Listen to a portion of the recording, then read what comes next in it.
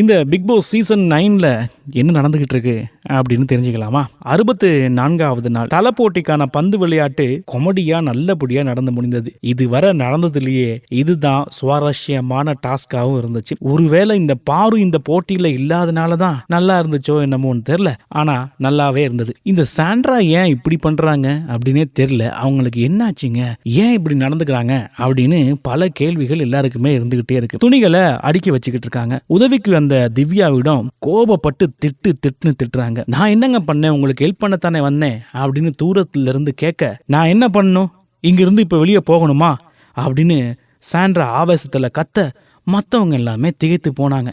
என்னங்க ஆச்சு இவங்களுக்கு அப்படின்னு. சரி அவங்கள விடுங்க அப்படின்னு மற்றவங்களை ஒதுங்கி போக சொன்ன சபரியிடம் இப்ப என்ன அவங்களுக்கெல்லாம் மனசாட்சியே இல்லையா அப்படின்னு சம்பந்தமே இல்லாம சாண்ட்ரா கத்த ஆரம்பிச்சிட்டாங்க. இது என்னடா வம்பா இருக்கு அப்படின்னு சொல்லி சபரியும் தெரித்து ஓட ஆரம்பிச்சிட்டாரு. ஏன் சாண்ட்ரா திவ்யாவோட சண்டை போட்டாங்க அப்படின்னு தெரிஞ்சுக்க எல்லாருக்குமே ஆவலா இருந்த நேரத்துல பாரு கிட்ட அதை பத்தி சொல்றாங்க.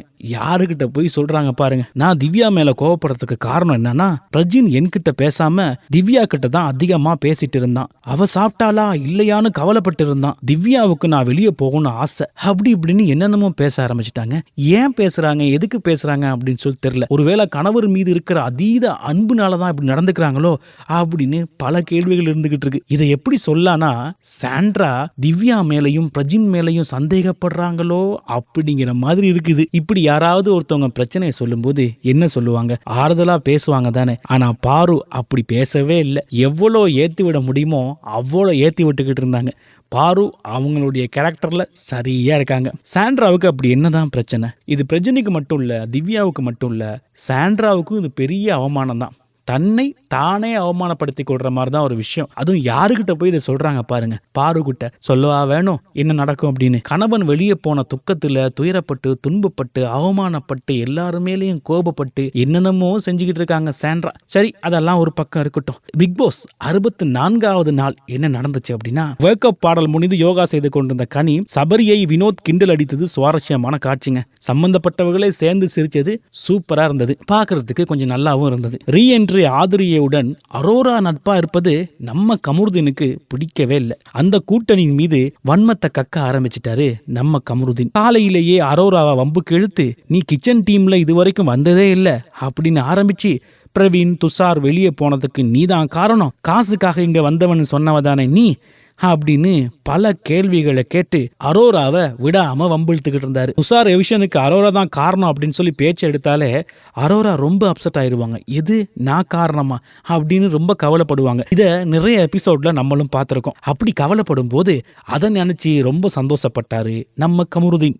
ஏன் இப்படி என்ன கஷ்டப்படுத்துறீங்க, எதை சொன்னா எனக்கு வலிக்கணும் தெரிஞ்சு பண்றீங்க அப்படின்னு கதறி அழுதாங்க அரோரா. அரோரா மீது வன்மத்தை கொட்டிய கமருதீன், உனக்காக அழுத பொண்ண அழ வைக்காதீங்க அப்படின்னு அரோரா சொன்ன பஞ்ச் வசனம் உண்மை. நம்ம கமருதனுக்கு ரெட் கார்டு கிடைக்கலாம் அப்படின்னு சொன்ன சமயத்துல அழுத அரோரா கமருதனை பலமுறை மோட்டிவேட் செய்திருக்காங்க. இத கமருதீன் மனதார ஒப்புக்கொண்ட விஷயம். இப்படி ஒரு நல்ல நண்பனாக இருந்த அரோராவிற்கு கமருதீன் தரும் குரூரமான தண்டனை கேவலமான நடத்தியா இருக்கு. ஆதிரியை பழிவாங்க அரோராவை கருவியாக பயன்படுத்துவதா? கமருதீனின் தாக்குதல் காரணமாக அரோரா காயப்பட்டதால அவரை காப்பாத்துறதுக்கு விதமா ஆதிரை என்ட்ரி ஆனாங்க.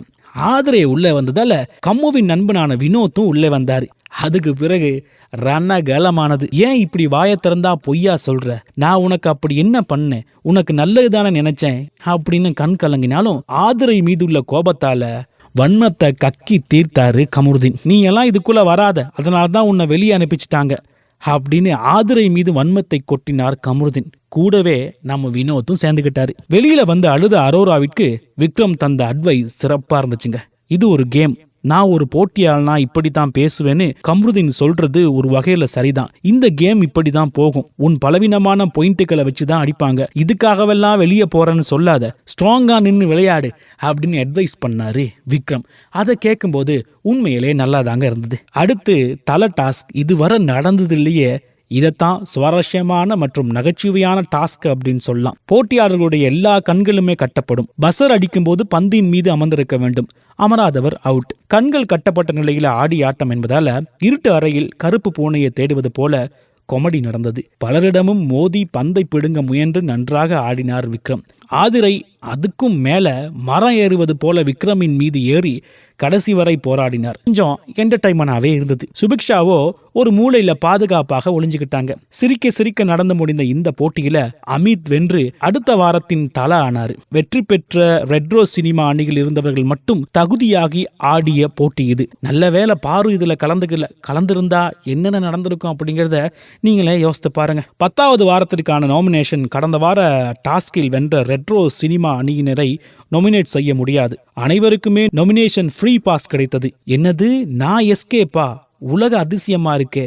பாரு ஹாப்பியா நாங்க எந்த இருவரை நாமினேட் செய்கிறோமோ அவர் பெயரை ஒரு தாளில எழுதி கதவுக்கு வழியிலே தூக்கி எறிய வேண்டும் என்கிற டிசைன். வீட்டு தலையாக சரியாக செயல்படாத மட்டுமல்லாம பொதுவாக மந்தமாவே இருக்கிற ரம்யாவுக்கு நிறைய வாக்குகள், எல்லோருக்கும் நல்லவர் என்கிற போர்வையில் ஆடும் சபரிக்கு கணிசமான வாக்குகள். இது தவிர அவரவர்கள் தங்களின் பகையாளர்களின் மீதும் ஆவேசமாக இந்த விஷயங்கள் நடக்கும் போது பார அந்த லிஸ்ட்லயே விட்டுட்டாங்க. என்னது, நான் லிஸ்ட்லயே இல்லையா? ஆச்சரியமா இருக்கே, இது புதுசான ஃபீலிங்கா இருக்கே. அனைவருக்கும் இனிப்பு தந்து மகிழ்ந்தார் பாரு. நன்றாக இருக்கிறேன் என்று பாரும் சொல்லும் காட்சியெல்லாம் பார்க்க நேர்ந்தது காலத்தோட கொடுமைதாங்க. இந்த வாரம் நாமினேட் ஆனவர்கள் ரம்யா, சாண்ட்ரா, சபரி, கம்ருதீன், எஃப்ஜே மற்றும் வினோத். நான் வந்ததுல எல்லா வாரமும் நாமினேட் ஆகியிருக்கேன் அப்படின்னு சாண்ட்ரா கசப்பான பெருமிதமாக சொல்ல, நீ 6 மாசம் ஜெயிலில் இருக்க, நான் 10 வருஷமா இருக்கேன் என்பது மாதிரி பெருமை அடித்துக் கொண்டார் ரம்யா. இந்த முறை வீக்லி டாஸ்க் வழக்காடு மன்றம், அதாவது கோர்ட் டாஸ்க். எனவே இந்த வாரம் ரணகலமா இருக்கும் அப்படிங்கிறது தெரியுது. முடிஞ்சா ஒரு பஞ்சு வாங்கி வச்சுக்கோங்க. எப்படியும் சண்டை போட்டு ஒரு ரணகல படுத்த போறாங்க அப்படிங்கிறதுல எந்த விதமான சந்தேகம் இல்ல. அதே மாதிரி விஜய் சேதுபதி வந்து திட்டுன்னு திட்ட போறாரு அப்படிங்கிறதுலையும் எந்த விதமான சந்தேகம் இல்ல. தொடர்ந்து நம்ம வீடியோவை பாருங்க. உங்களுக்கும் பிடிச்சிருந்தா மறக்காம நம்ம யூடியூப் சேனலை சப்ஸ்கிரைப் பண்ணி வைங்க. இன்னொரு வீடியோல உங்களை சந்திக்கிறேன்.